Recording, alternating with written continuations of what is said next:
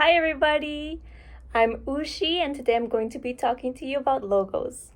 This is what I do in my day-to-day. This is my job. I create logos for different companies. I create personal logos and I'm very excited to share a little bit about this. Today we're going to learn about what makes a great logo. So young entrepreneurs like yourselves can learn from the companies with the most famous logos that work very well. As they say, a picture is worth 1,000 words. So many times, a logo that may look so simple actually represents many more things. Its shapes, its colors, the type of letters, the typography that they use, everything makes up this amazing logo world.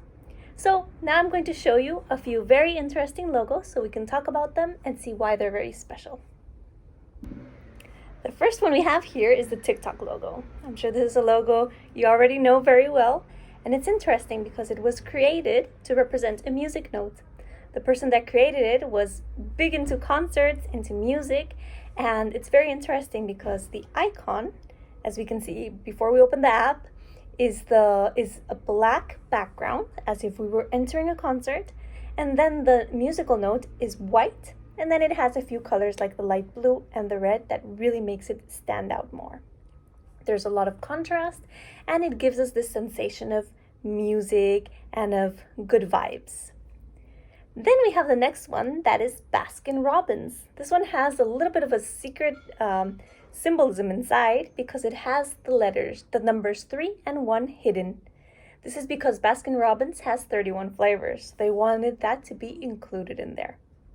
Then we have Adidas, which is actually a mountain. This is interesting because it's a sports logo.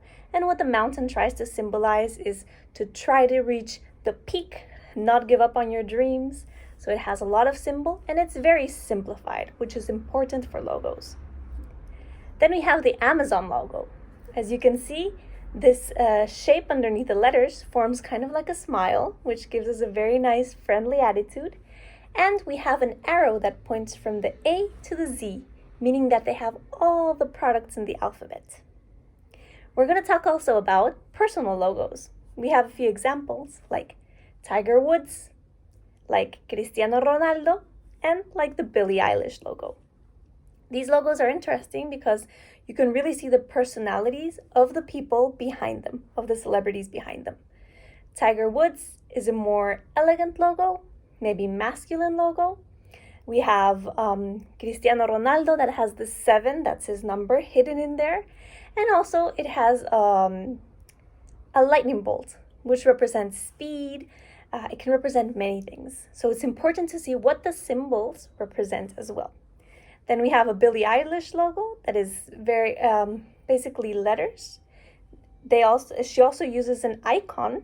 That's interesting. But what I really like of this logo is the colors. We have the green, we have the black, and it's also part of her personality because she used to wear that hair as well.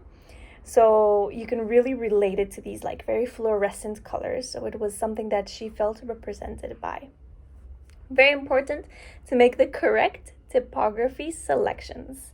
I'm going to show you 2 notes here, and we can see the difference. Only by changing the type of letters we use, the message conveyed is completely different. One is a love letter, and one is a very scary letter. We will talk a little bit about the colors now. I'm sure you can find a lot of information in the internet, but it is important to know that colors do have a certain symbolism with them. It can vary a lot from culture to culture or in different time periods as well. But in general, we have some ideas of what the colors can show us.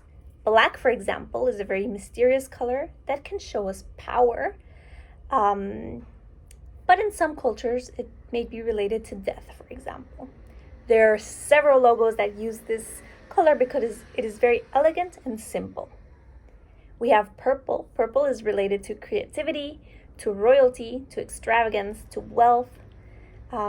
Then we have blue that gives us a sense of calmness. Sometimes if we think about the beach, for example, that is very blue, it's tranquility.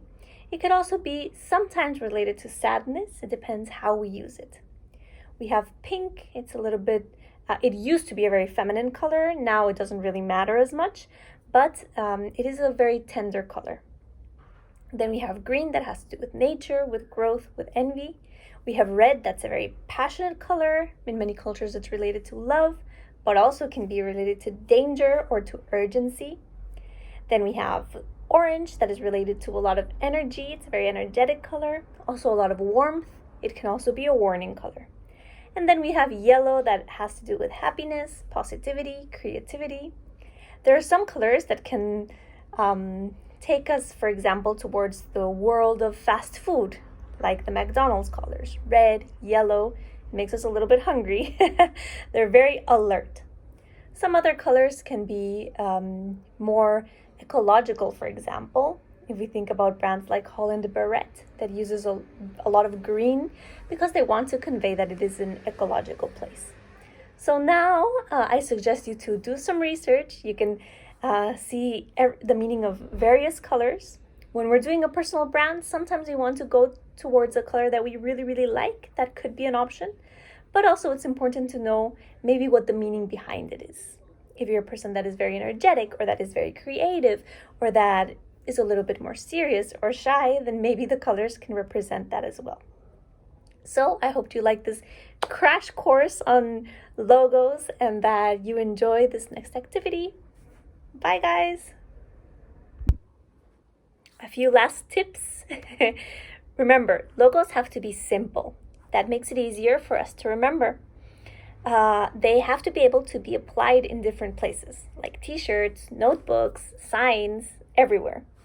They also have to last throughout time. So if I make a logo now, it should last for at least a few more years before I have to change it. And it has to go with your brand or with a person's personality.